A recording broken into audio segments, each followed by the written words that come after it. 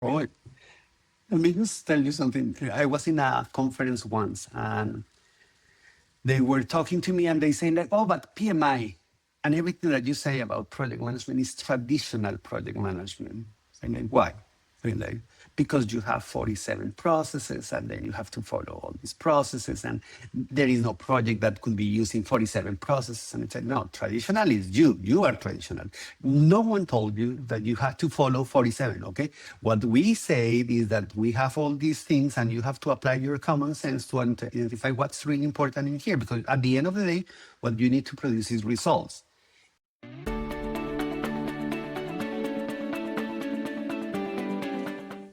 Hi, welcome to Project Management Matters. This is Philip Diab. I'm very excited to be with you again and hosting a great leader in project management. This is a podcast that is all about project management, from projects, programs, portfolios, PMOs, and everything in between. Today, I have Ricardo Triana. Ricardo has been a long-time leader in the field of project management. He's been both a volunteer and leader within PMI. He's driven projects across many industries and geographies. Ricardo, welcome, and I'm so glad to have you on the podcast. Thank you so much for the invite. And I'm really glad to be here, okay? Because first, we have a relationship, we know each other, and we have shared so many stories. So it's glad to be here and share with others. Absolutely. I'm always glad to be talking with you because you've got such a unique experience in terms of your different geographies you've been involved in, the different industries. And we'll get to that in a little bit. But I wanted to start with an interesting discussion. You've led projects, programs, and portfolios across different industries and regions. I wonder if maybe you can think of a particular project or a client, or maybe even a crisis that you've led where it fundamentally changed the way you think about delivery and project management. I think that there are two moments that were really important in my life. One, I was leading an organization and I was managing the software development group of that organization, which is interesting because I'm not a technical person. Okay, I'm a professor of languages, but we will talk about that later. But the thing is, like in that moment, I was having so many issues with the people that I was leading. I mean, like they were complaining about everything. Okay, and not because of the technical thing. Technically, the capabilities and etc. We had it. Okay, we had good conversations and etc. It was the interpersonal side. Okay, they were not clicking with me. Okay, they were complaining about my style. And that started to just trigger something that said like, maybe not everything is about the technical stuff or knowing the business, okay?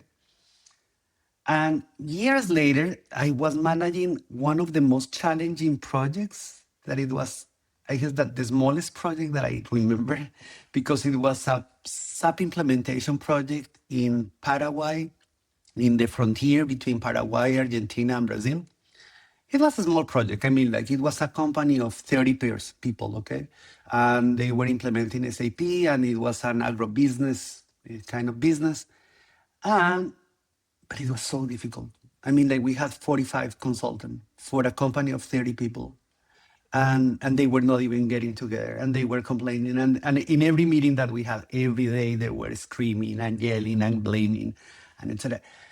And I think like, wow, what did I do? I mean, like, what can I do to change this? And then those two things made me realize that the problem is not necessarily technical. Okay, the technical issue. I mean, like, if you have the money, if you have the people with capabilities, you can get it. Okay, the problem was on the people. I mean, like in the interpersonal side, because they were not agreeing on the most fundamental thing is like how to just get to an agreement, how to get this disagreement. Okay, and those two things made me really realize that I needed to just be working on that. And then I have dedicated a lot of my life on this interpersonal side because I think that if we get better relationships, then the results are going to be there, okay? Because we can change the direction, we can agree on expectations, etc. So those two things, I guess, that were important for me.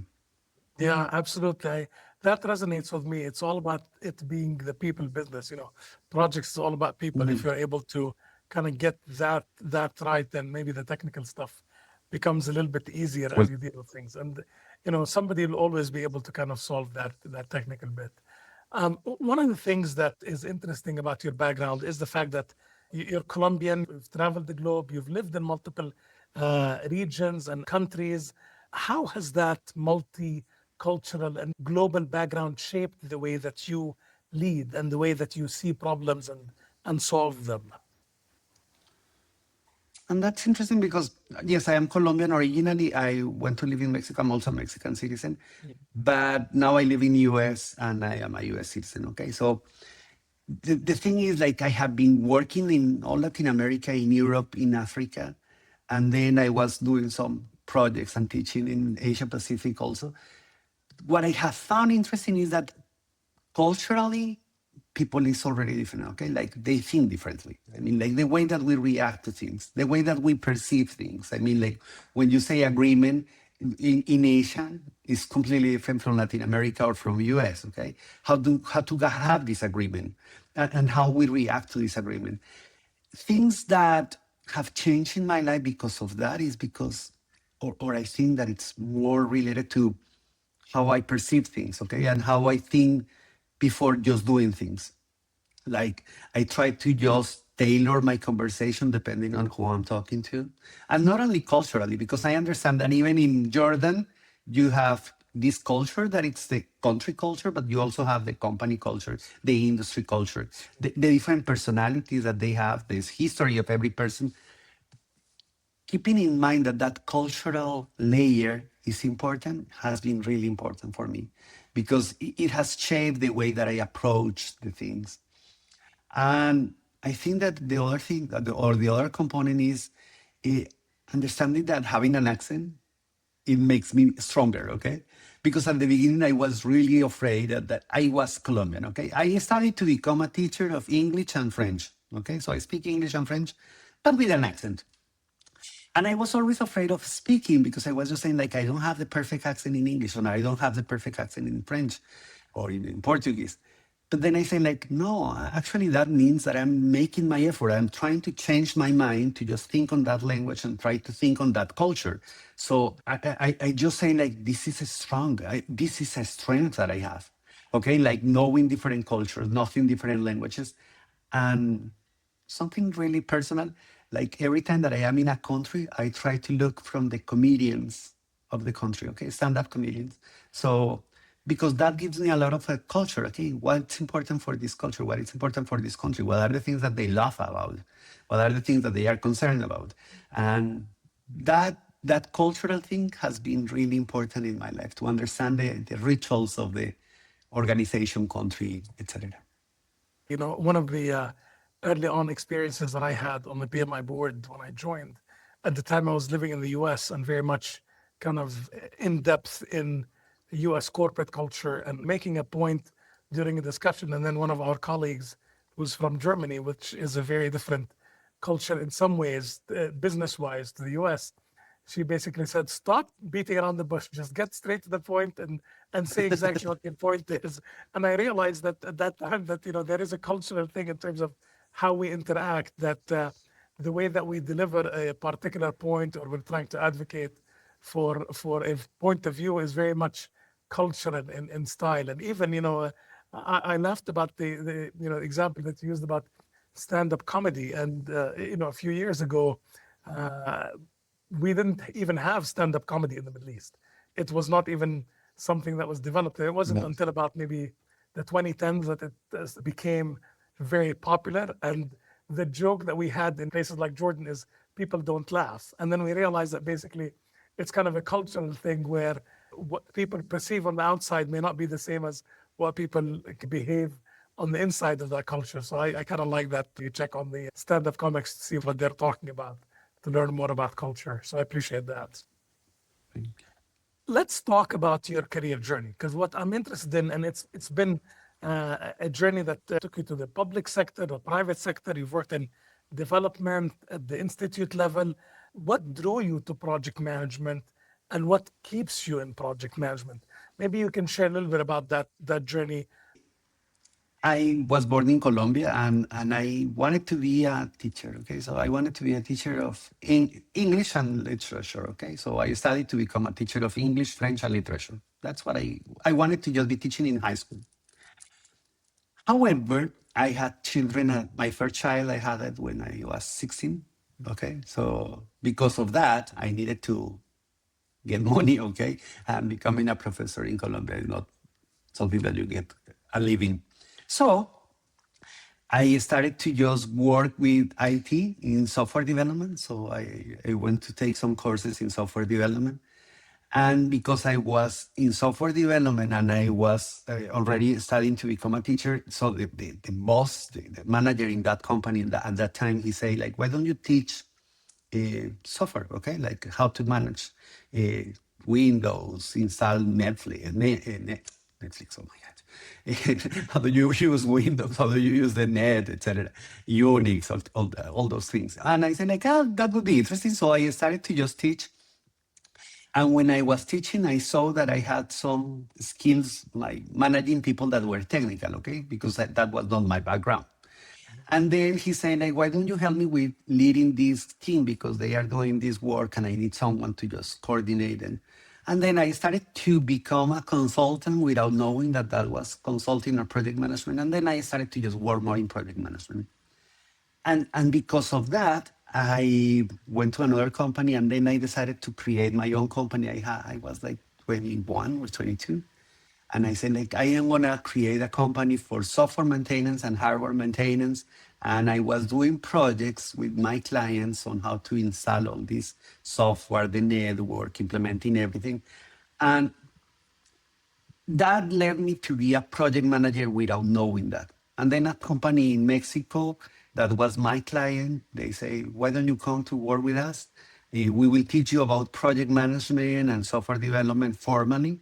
And you will go to live in Mexico for a while and you will come back to Colombia. So I went there. I learned project management. I learned that these things that I was doing already, they were called project management. So they have this methodology. And I said, that's cool. Okay. So now I have a background to just support what I was doing. And I was teaching with them, I was doing consulting with them, and then I became the quality manager in the Andean region, that it's Colombia, Venezuela, Peru, and the Caribbean. And I was traveling all these places doing the same. I mean, helping the project manager, supporting the project management organization with the maturity, teaching project management. And then, that was 1997, 1998, my boss in that moment, he said something that I guess that it was the moment, the aha moment. He said, there is something called PMI, Project Management Institute, and I want you to become certified. And I said, like, well, yes. He said, and I want you to start a business in project management. You are going to be selling project managers to other business units or to the external clients. And I went to PMI, the website, using CompuServe, okay, like 1998. That was the moment that you had a lot of time to just connect to internet from Colombia. And and then I checked all the website and etc. And I remember that I became like an associate of PMI. It was not a member, okay, because there was no membership that I could pay with my credit card, but it was something like that. And I started to receive all the information from PMI, but I told my boss, this is super gringo, okay? This is American. This is something that I don't like, okay? Because it's not going to be applicable in here. Everything is in English, etc. However, I'm going to try to use all this methodology, everything that I have in here, adjusted to the standards in PMI and use it as a basis for my trainings and all that. So I started to do that. And I wanted to become certified, but as I told you, it's too gringo, so it took me some time. I went to live in Venezuela. I started to work in all Latin America. I went to another company. In this company, I was training people in project management, creating the PMOs. And then I said, like, oh, now it's the time to get certified because like 7 years helping other people to get certified, implementing PMOs, etc. I was being like embarrassed, okay? And then I said, like, I'm going to take the exam. And I took the exam like in a month, like in 2004, 2005.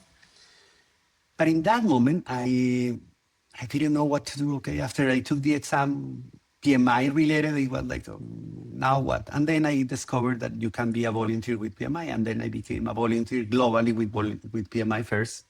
I became a volunteer with the PMBOK, to update PMBOK and to update the OPM3, that it was the standard for project management maturity.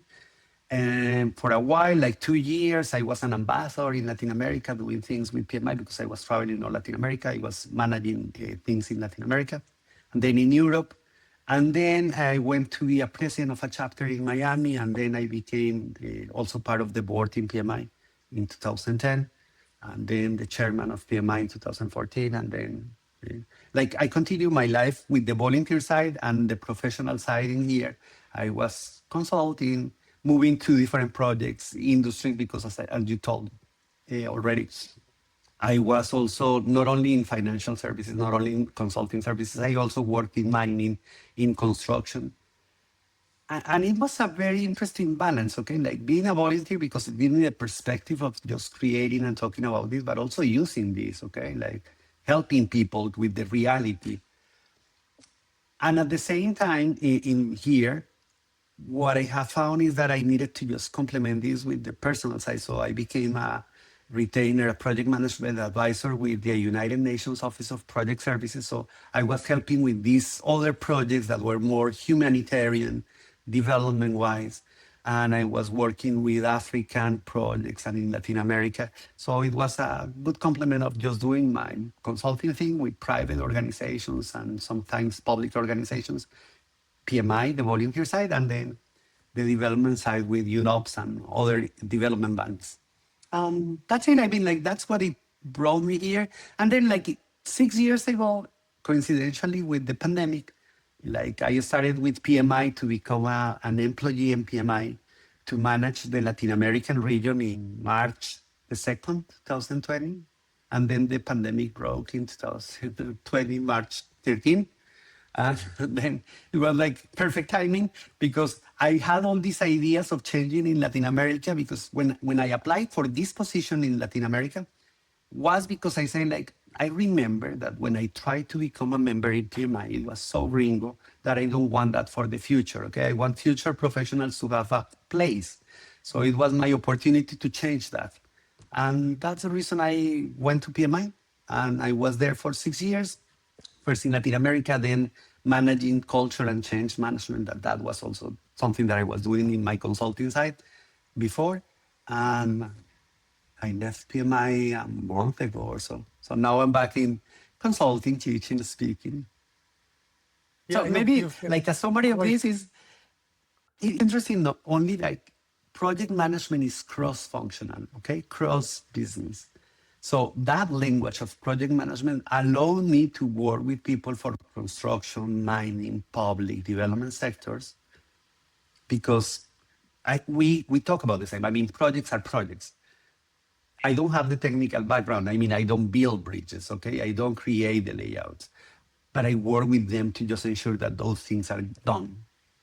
What's interesting is that culture itself is multidimensional. You've got the regional culture that may be a specific country or geography across the globe. But then there's also the industry culture that is also unique with its own language. And obviously, the third would be the organizational culture. Looking at project management adoption, and especially at the adoption of something like the PMBOK guide and embracing the profession, oftentimes in certain regions came with the expansion of either an industry or organizations. So, for example, in the GCC region in the Middle East, the first exposure to project management was through the oil and gas sector because of all the international oil companies that came to the region for exploration and partnerships. They came with a heavy emphasis on project management and introduced the region to the practices and so forth. Later on in the 2000s, especially with the expansion of technology and IT, that played a huge part in people becoming really interested. Is that similar in other regions that you've seen, say in Latin America, that maybe technology played a part in that adoption or at least an interest in looking at these standards? Definitely, I think that technology played a part, okay? Like because of the software development boom that we had in Latin America and around the end of the 90s, a lot of companies were looking for opportunities to become competitive in the world, okay? So they had to just have standards, methodologies, etc. One of the things that I guess that it was really important was the maturity models, okay? So in that moment, most of these companies were trying to implement CMMI, and because they were trying to implement CMMI, that it was like a stamp of quality, saying like you have this level and then you are really like pre-approved to just work in the world stage as a software development company. That forced them to just implement project management practices. And then they started to realize that they needed to have something to manage those things related to delivery. And they started to create things that later were becoming the PMOs, okay? That was one, definitely. The construction and infrastructure, because of course, I mean, that when you are spending money in construction, you are not spending $1 million. You are spending a lot of money, and then you have to just ensure that the investment is there. So that forced the implementation of these best practices in project management to be there.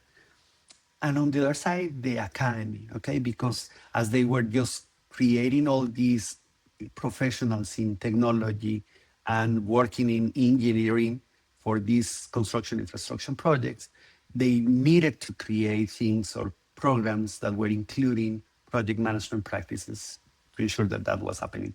So I think that those three fronts were actually like the pillars of the introduction of project management in Latin America, at least.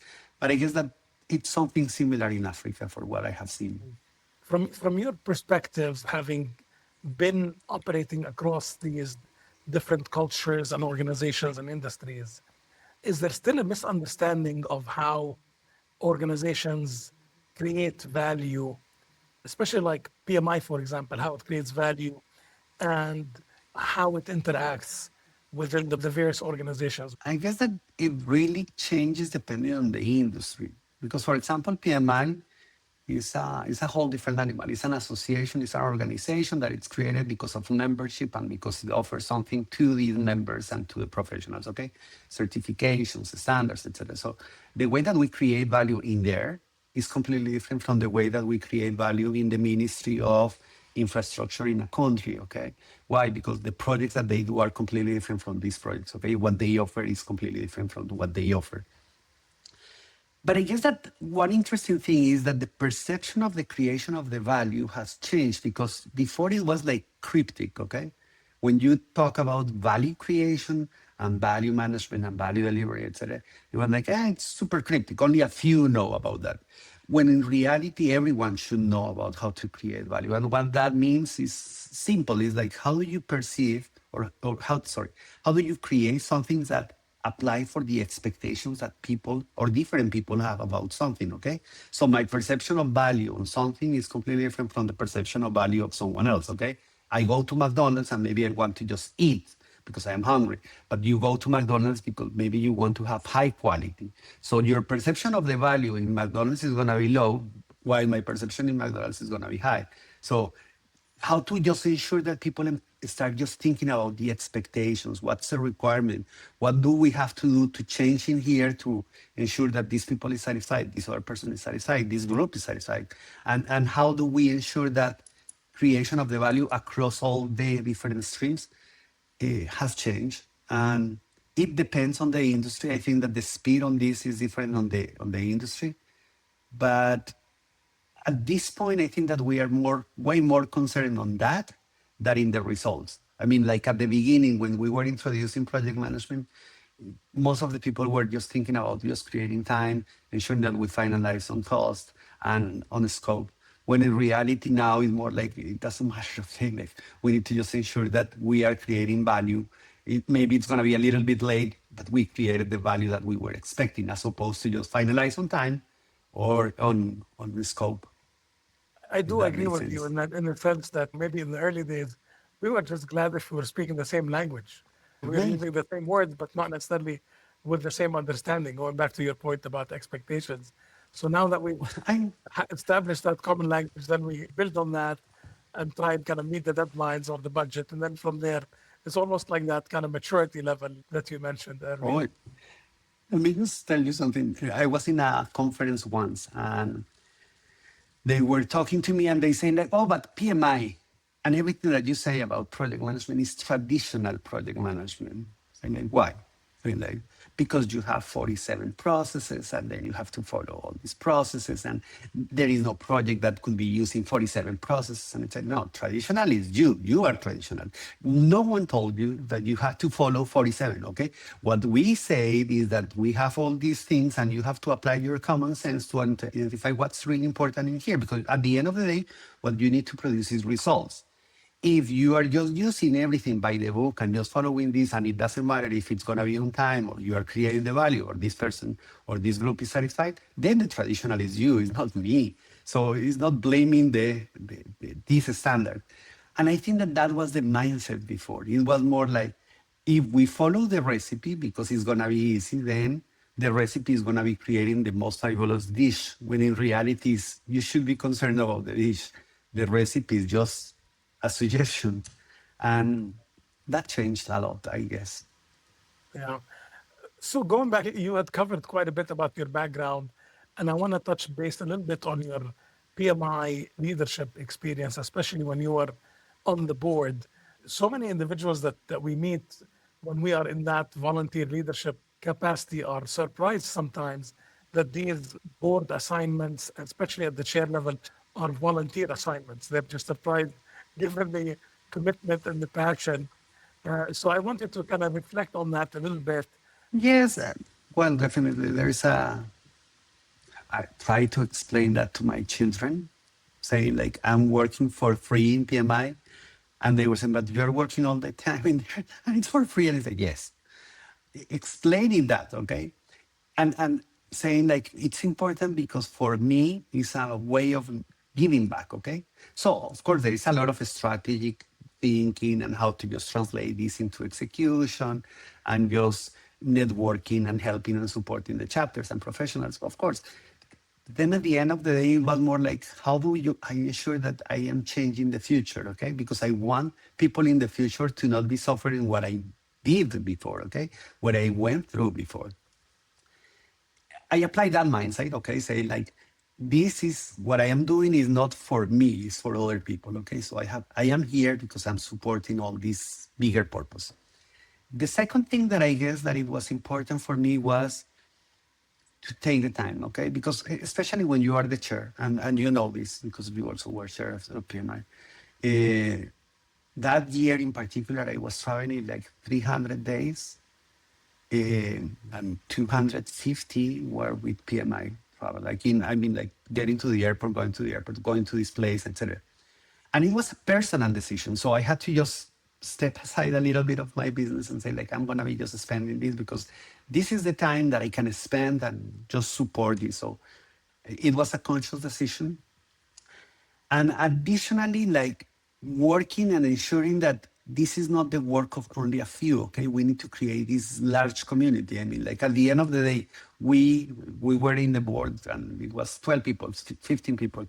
But having that conversation, 50 people, every month or every 2 months in person is not going to change the world. What it's going to change the world is if we convince other people that it's in Zimbabwe and also in Singapore and etc. And we say like, how do we change this and how do we create that sense of community? So that mindset of just saying like, this is going to be impacting, but we need to just be engaging with more people and creating that movement was really important. And finally, in the personal side, I guess that something that I learned is that all this is temporary. I don't know how was your experience, but the moment that I was leaving the board, that it was 2010 to 2015, I was the most famous guy. Okay, so everywhere that I went with PMI, everyone was saying like, "Oh, hi, welcome," etc. 2016, the first day that I went to an event and I was not in the board, like no one remembered me. And it was difficult, but at the end of the day, I said, like, this is temporary, okay? Like, I'm here just to support something and then move on, okay? And then if I apply that mindset to everything in my life, I say, like, I'm going to be here, I'm going to be doing my best. But tomorrow, I don't know. I mean, Ricardo from tomorrow is going to be concerned about that. Right now, I dedicate my life to do what I need to do. And just adjusting that mindset for everything in my life, saying like I'm gonna be intensely living this moment without concerns about tomorrow, because everything is temporary and I have to just do my best today. Also helped me a lot in my life. You shifted focus as your project management leadership evolved into looking at diversity and looking at culture? You kind of alluded to that a little bit earlier. Can you expand on what made you take a deeper look at that? And I'm interested in hearing about how you see that particular um, cultural transformation taking shape at scale. It started because I was having personal issues. Okay, so I started to say like, oh, this person has this personality and this person has this personality. How I deal with this? Okay, because we are different. We have different backgrounds. I perceive the things differently. So how do we work together? But that was also reflecting in my life, okay, in the personal side, okay, like with my second ex-wife, okay, and then how do I deal with those things? And I have too many ex, okay, so it's complicated to explain. But the thing is, like, how do you deal with this personal side, work side, on the person, okay? Like this person is different, this person is I'm different, and how do we complement?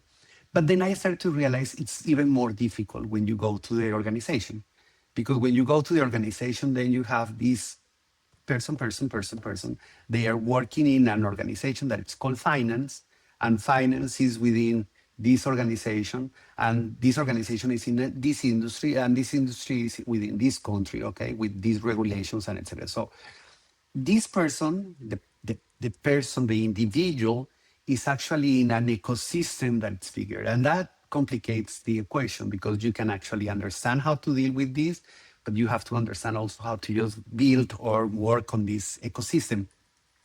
That took me to the culture side. It's like, how do we understand the culture, organizational culture? And then how to scale this, because it's easy when you say like, okay, I'm gonna be just supporting or changing the culture. You don't change the culture. I mean, the culture is already there. What you have to realize is that culture is what we have do already, okay? This is how we believe. The things that we do, the things where we spend our time and our energy, that's our culture. Culture is not what you say that you do. And most of the people, they think that by defining these values, they already have a culture. Okay, so I say like, I believe in transparency, I believe in teamwork, I believe in, that's cool. I mean, like, but do you do that? I mean, like, do you actually just show up the teamwork when you are doing something? Do you actually just prioritize transparency on this? Actually, do you prioritize your culture in your day to day, or is just talking? Okay, because some people in some organizations they use culture just as a differentiation, but just to talk. When you think about this ecosystem, I think that if I can give like some tips to just implement or scale the culture, I would focus on four things, and this is what I was doing in PMI for the few last years. Is like try to create rituals. I mean, something simple, something that is repeatable. I mean, like something that you say like every month we do this, okay? And in every month, in this moment when we do this, for example, we have a monthly meeting with my team. And in that meeting, we show up the teamwork and we show up that we need to be humble and we need to show up that we really believe in transparency. That's the moment where you show your values, okay? So rituals, things that are repeatable, that people are gonna remember. Because when we say, we have a monthly meeting, we have this, when someone is entering into the organization, that person has to go through this training, okay? This in boarding. That's actually a ritual, okay? How do you start the meetings? The things that you do in the meeting, like those first 5 minutes, okay? That's a ritual, okay? If you do it consistently, people start believing in you. And that's the way that you're going to be transforming the culture, not changing the culture. Just if you want to just start small changes in your culture to start supporting a different value or just showing up a value, then you start creating those rituals, are like mini things that you have that are repetitive, that create that sense of this is there. And then I call the second piece the heroes. I mean, like recognition of the people. I mean, like if I see that you are being transparent, if I see that you are doing teamwork, I have to say it. And it doesn't have to be like in a formal award ceremony, okay? Maybe it's something like I send you a note like, wow, you really excel of this, okay? Or I say it in person, or I say it publicly, or I do it more formally, but the recognition piece is important because if we don't recognize, people don't say or don't see where the values are important or which values are important. And the third piece of this is having the stories. I mean, like, I always joke about this in PMI. We know that in PMI was founded by 5 people that were around a table in Georgia, and they were just getting together and said, was I there? Do I know if it was a table or not? I don't know. But the story tell me that that happened, okay? And because of the story, that carried around the years, and people believe that, okay? And they say, like, this is the way that we need to just be working, okay? Working together, different interests, etc. So the stories are important because the stories keep the culture alive. And then finally, the system, the processes. I mean, like, if you have a process for receiving new people, volunteers, or in your company, the way that you train, that process needs to reflect those values. I mean, like, is this showing teamwork or not? Is this showing transparency or not? Because maybe the process is impeding to show the values, okay? So the process is so complicated that you say, like, no, you don't need to do this, okay? You need to follow process A, B, C, D, etc. Say, like, but this is not pragmatic. They say that we are pragmatic. This is not pragmatic. Those 4 things, the rituals, the recognition, the heroes, the storytelling, and the systems are important in any organization. And if you take this to the countryside, I mean, like, how do we do this in the country? It's kind of similar, okay? You have to show up what you believe in. You have to recognize people that it's doing this. You say that you don't believe in corruption, that you want to be transparent. Okay, so recognize people that it's doing that, okay? And also, just show when someone is not according to this value. Okay, say it. Have stories about when these work, okay? Like how avoiding corruption works in a country, how we were just having processes that should support the transparency. And it's the same. It's 4 simple things, but sometimes we focus too much on the value side, on just talking about this and not in implementing this.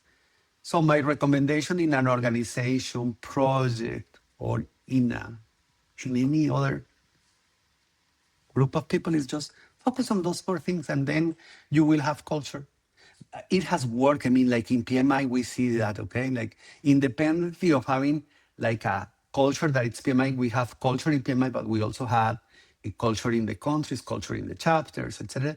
But at the end of the day, everyone was having something similar. They were having their own rituals. They were recognizing their volunteers or their members. They were creating these stories, etc. What we need to just ensure is that this is aligned and coordinated.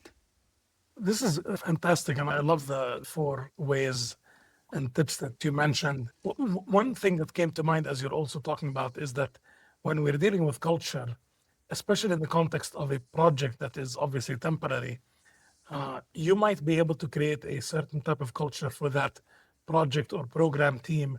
And in some instances, it may be different from the organizational culture. And I'll use one of the examples that you mentioned. You may be operating in a country where there's not a whole lot of respect for starting on time. Not because people are bad or anything, but it's just the culture in a particular country.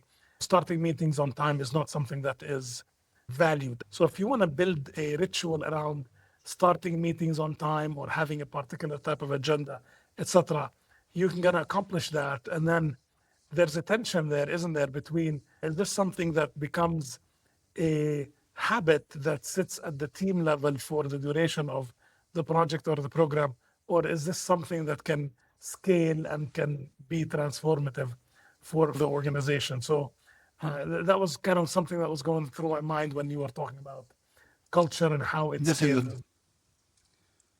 And not every change is going to be scalable to the organization. As you were saying, if we have a project that it's multicultural, we have different countries working on, the first thing I would do before just talking about the rituals is just defining what are our team values, okay? Or the agreements, if you don't want to call them values. And say, like, punctuality. How do we perceive punctuality, okay?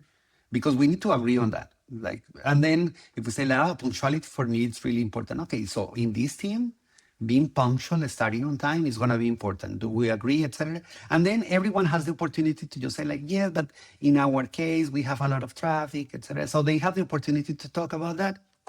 Okay, but we agree that this is on time. If you have disagreements that maybe are complementing the organizational culture, then it's going to be easy to have the rituals. Because the problem is that you cannot start a ritual assuming that this is important for everyone. Something silly. For example, transparency. just saying like, we need to just speak up when there is a problem. For some cultures, this is important and this is simple, okay? Like, this is not working. I am going to say, like, Philip, this is not working, okay? You are not doing your thing. But in some other cultures, they say, like, wow, I cannot be that because that's too blunt, okay? That's too rude. I need to be very sugarcoating this, okay? And I have a conversation, or maybe I don't say it, okay? Because I don't want to have a personal problem with you. But if we don't define that this is important to speak up when something is not working, etc., so that cultural layer is going to be impeding to have this ritual because some people, for example, Indian, Middle East, etc., they do a lot of this, okay? Like they don't go directly to a problem. Why? Because it's the hierarchy, the respect of that, it's important. In some other cultures, like you were saying, German, US, that's straightforward, okay? So we need to just ensure that that agreement is first before you start thinking on the rituals. And that those agreements at the end of the day is what I call values. Some people, they fight against the idea of the values, but they're like, okay, let's call it team agreements, okay? It's like our designing our alliance, okay? Like, what are the things that we are going to be believing in this team? Some of them are going to be just living after the project. Some of them are going to be just for the project. I mean, Yeah. So much of what you agree on has to carry through to the very end. One example, I remember an executive came in and said, look, one thing that we want to embrace is the idea of making mistakes and accept that we're going to be operating fast and people are going to make mistakes. We're going to learn from our mistakes and then we're going to move forward. And everybody thought this was a breath of fresh air. Everybody was excited, experimentation, we'll make mistakes and we'll learn from them, move on.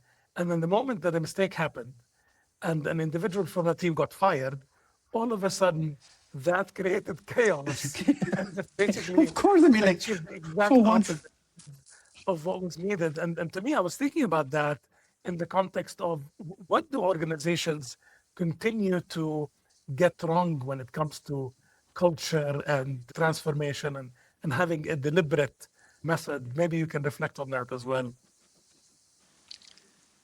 it's interesting because, as I was just saying, like some people they say like, okay, let's believe on experimenting, okay, like we are going to try, errors is nice, we are going to be learning, etc.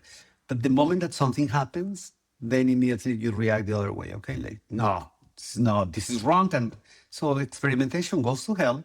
In my safety, because I'm not going to do that, okay, I don't want to be fired, so I start just being quiet. This changes the entire culture. The way that I try to just deal with this is more like saying, if you see something, say something, do something. Meaning, if we agree that experimentation is important and you see that someone is not allowing experimentation to happen, you need to speak up. And we, the rest of the group, need to allow that speaking up. Because the problem is that if the moment that someone sees something that is not working, just stays quiet, the rest of the group is gonna be just staying quiet because they don't want to just. But if you say like, oh, I'm gonna have the courage and I'm gonna say, this is not what we agreed. We agreed that we were going to do this, okay? So I have to just speak up. Usually what happens is that the rest of the group takes the courage and say like, yes, this is what we agreed, okay? This is not happening. But when the silence is there, then when no one is speaking up, no one speaks up. But when the moment that only one person starts to just speak up and just bring the issue and just make it visible, something is not working according to our agreements, I think that that changes the entire equation. The second thing is like providing the environment for this, and you is not only talking, it's having it written. Okay, so for example, when I say the agreements on the team, it's not just saying like in the first kickoff meeting, like it's important to be humble, it's important to be transparent, it's important to be pragmatic. No, I write it, okay? And we say like, these are the agreements, okay? I was in a project in Mexico and they were having a lot of issues. That this was an environmental project. They were managing something related to the water sources. And they were having a lot of issues. And so they say like, okay, let's design what are the values that we're gonna have, okay? So for example, we don't work on the weekends. You don't like to work on the weekends. You don't like to work on the weekends. So we are going to be respecting our personal time. When something happens, you need to just speak up immediately to the project manager if you know that something is going to just work. So they say like, but we do that already. Do you? Do you really do that already or not? And like, no, I mean, like, I understood that that was a given, okay, that we were going to respect our professional and personal time, and so say like, no, let's put it in written. So we had this sign that said like, these are the 10 things that we are going to be respecting in this project, and it was in the back of the room. And every time that they were just doing something, they said like in there, it says that we are not going to be working on the weekend. So if we are going to be just skipping that rule, then we need to just agree. And that became the norm. And that's the way that I say, like, we need to just ensure that people have it there, easy. I mean, like, I'm not asking to have like a document of 30 pages, something simple that the people can start referring, and the opportunity to speak up to this. I mean, like, when something is not working, we need to speak up, because maybe what happens is that we say that we value transparency, but in reality we can't, because of the regulation, because of the culture, etc. So this is not a value anymore. Okay, so we need to just get rid of that value. Values change. Okay, we don't need to just stay to that. Creating the environment for that. Absolutely. And I think that what resonates with me is I can think to a particular program that I was leading, and we were working insane hours, 18, 20 hours a day with a client on site every day of the week. And then when the weekend came, we needed to rest because that was the time where we recharged our batteries. You couldn't go 7 days a week. And at the beginning of the program, when I started, I would basically use the last day of the week to shoot off a bunch of emails preparing for next week. And in my mind, I was thinking, okay, I'm going to send these emails to the team. So I'm done and I can rest for the weekend. I don't need to worry about it until Monday morning. And then what I realized was my team was actually initially starting to work on the tasks or answering the questions or doing the things that I wanted because I sent the email at the end of the week. And then So first, a few weeks in, I realized, wait a second, I was creating a mess for the team, and it was not even intended. It was just something that was unstated and created a problem for the team. They were working 7 days a week when my expectation was very different. So I had to kind of curb my own behavior and stop sending those emails at the end of the week, because I would just take the notes, either to hit the send, save them as draft, because I realized I had to change my own behavior because I didn't even realize that was something that was causing the team the problems that it was, even though we had stated at the beginning of the program that we weren't going to actually work on the weekend. My behavior was the exact opposite of that, and I didn't even know it. So it resonated very much when you mentioned that. and there is a rule that I always apply when something is happening. It's like, no one wakes up in the morning trying to make it wrong, okay? Everyone is waking up in the morning trying to be successful and doing the things right and do great, okay? Unfortunately, your behavior, my behavior sometimes shows something different. So what you were doing, okay? Like in your mind, you were saying like getting rid and everything is planned for next week. In their mind, this guy is crazy and is giving us more work during the weekend. And that happens, okay? Like in my case, I have normally insomnia. I go to sleep like at 2 a.m. and I wake up at 6, okay? And then because I go to sleep really late, sometimes at 1 a.m., I have this brilliant idea and I say like, oh, I have to just finalize this. And then at 1 a.m., I send an email saying like, oh, because you have to work on this for when you see it. And that happens in the weekends and that happens in the so my working time is completely different from other people, but for me, it's optimization of the time. For other people, they were complaining about like, you send emails during the weekend at 1 a.m. and you expect us to just respond. And no, I don't expect you to respond.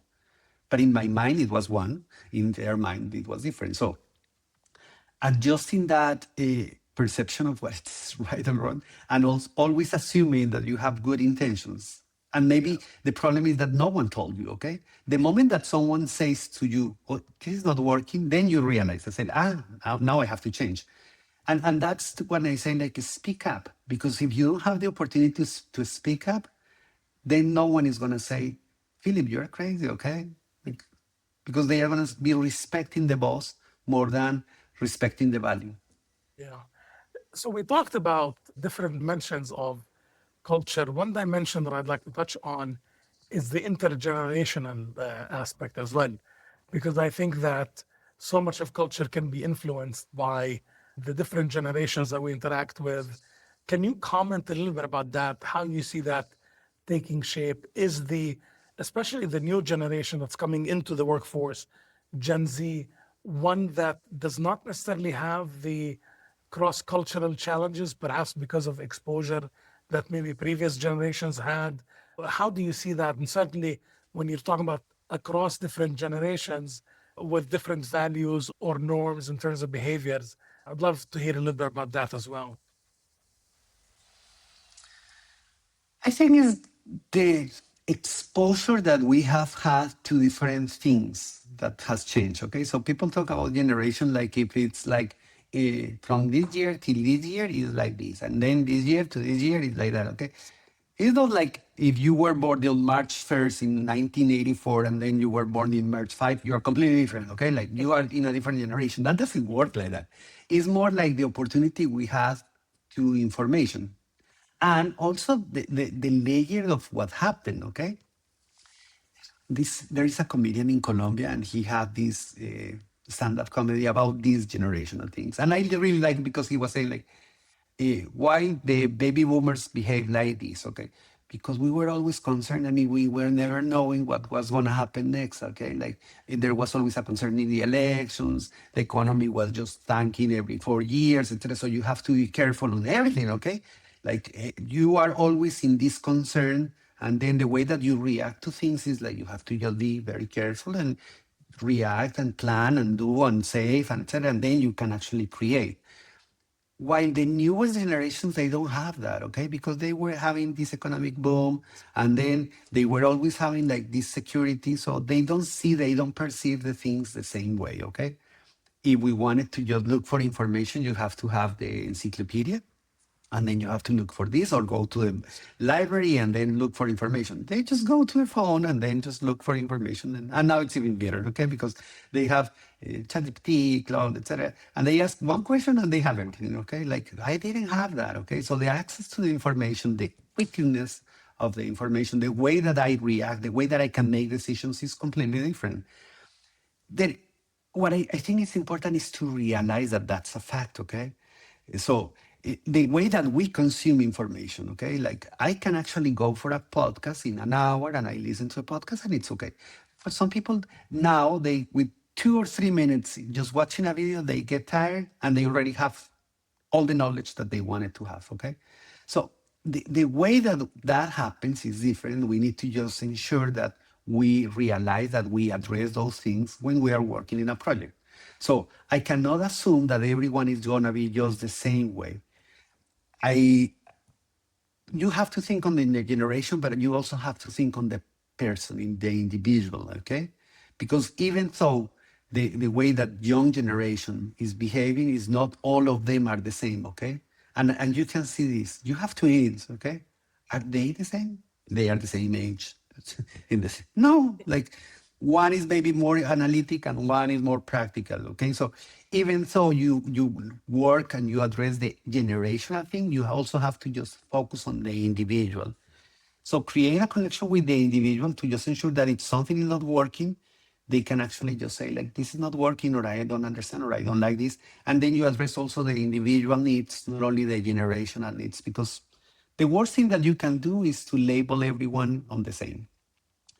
And now, finally, I also try to just ensure that people understand this generational gap as an advantage, okay? Like, there are things that I know that you don't know, and there are things that you know that I don't know, okay? For example, you know how to code using something, okay? I didn't know that, okay? For me, that was different. So I can learn from you, and you can learn things from me. Understanding that we can complement is not a battle of who knows more, or if I have to just focus on only one or the other. It's more like how we can complement. How can we just, from your strengths and my strengths, from my weaknesses and your weaknesses, how do we create something that it's bigger? When the ego of the team is bigger than the ego of the individual, then we have a team, okay? Absolutely great point. I'd like to end with a question about any advice that you might have for individuals who are considering a career in project management, regardless of whether they are young professionals coming in or individuals that are making a career change. what advice would you have for them as they consider project management as a potential career? I think that we need to realize, or you need to realize, that sooner or later you are going to be in a project, okay? Like this is like the love, the divorce, or the taxes. You will have them one day, okay? So you have to be prepared. And because you have to be prepared, I'm not talking about just uh, getting training on project management and getting certified. I know, I mean, like have the skills, okay? You need to know about how the project works and how do you create communication and how do you work with the stakeholders, etc. You have to have the skills. So because of that, ensure that you get to know about project management, maybe in your university, maybe through other means. Try to get part of an association, something like PMI, IBMA, any, okay? And why? Because if you have the standards and you know about project management and you understand that language, it's going to be easier to work with other people, okay? So you need to have that language, okay? You need to have the language. It could be, again, any organization, IBMA, PMI, etc. So try to just get to know the standards and you need to have a community. Like the power of the community is super important because it's going to be way more difficult if you are alone. It's going to be way easier if you are with other people like you. So the moment that I realized that I am a professor in English and literature, etc., I don't know everything, but I know someone that knows that particular industry or someone that has that knowledge or someone that has that experience, then I can actually just call them and ask for help. And that changes my perspective, okay? So the power of the community is super important. Create or become part of a community, whatever the community is, PMI, IMA, etc. Like any community that it's talking about project management and your industry or your industry. But the thing is, like, be prepared, ensure that you are working with other people, have the language, and be patient. I mean, like at the end of the day, every one of us is learning through the experience. So maybe becoming a volunteer with one of these associations is going to be helping you because you are going to be practicing, exercising these skills and etc. in a safe environment, and then you will be better in the future because you already did this. Like for me, that's what I became part of PMI, and that's what I stayed in PMI, and that's why I love PMI. Okay, it's not that I am defending everything in PMI. I'm not a PMI soldier boy. I mean, like I like things in there. I like things in it, and I like things in other places. Like what I like in here is just because I had the opportunity to become a volunteer. I had the opportunity to practice my skills, to be volunteering in several things, to have this community.